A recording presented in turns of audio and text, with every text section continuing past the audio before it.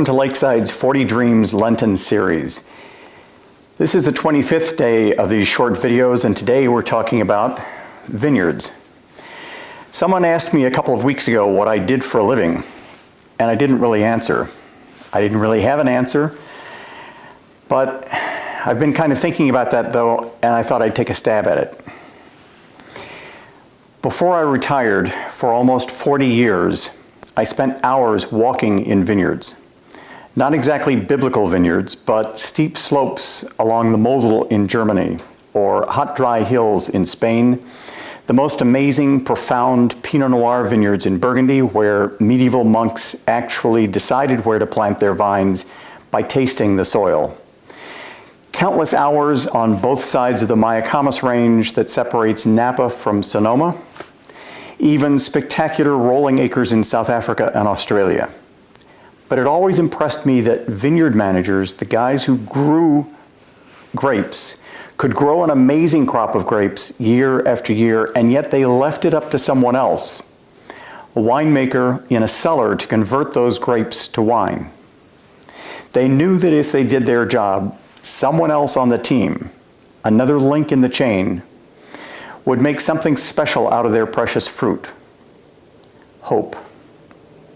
And then I came along. My link in the chain was to study everything they had done and pass that along to someone else, someone who hoped to serve wine with their meal. I dealt with a person who had spent big money on lamb chops or fresh lobster, or was tackling a new recipe, and they just wanted to serve wine to go with it. I didn't grow up in a wine family. Not many Americans did in the 40s and 50s. I just picked it up somewhere. But I never lost sight of the role I played in a chain that connected people with people, and people with the land. Wine has taken on symbolic meaning in the Christian church, fellowship, transformation, even the very symbolic beverage at the Last Supper. But for thousands of years, wine has also been a safer alternative to water. 2,000 years ago, through the early 1900s, water was not always safe to drink. But as a mildly antiseptic carrier of the water in the grapes, wine was ideal at the table and in symbolism. Vineyards can be some of the most beautiful scenery anywhere in the world, often touched in the fall by a leaf virus that turns green into the most amazing range of yellows and oranges. And yet you can only grow wine grapes in certain small parts of the world. The idea that someone in a valley in Oregon or New Zealand can start out the year hoping to bring in a crop that fall that will end up 2 years later on your table or at your picnic is almost spiritual to me. We all seem to live hope in different ways.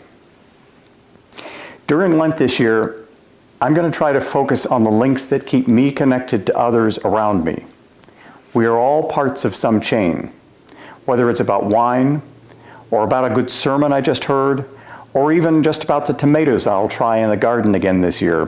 Whether I'm at the growth and production end, or at the consumption end, I'm going to make more of an effort to strengthen my link so that others around me feel that they can rely on me.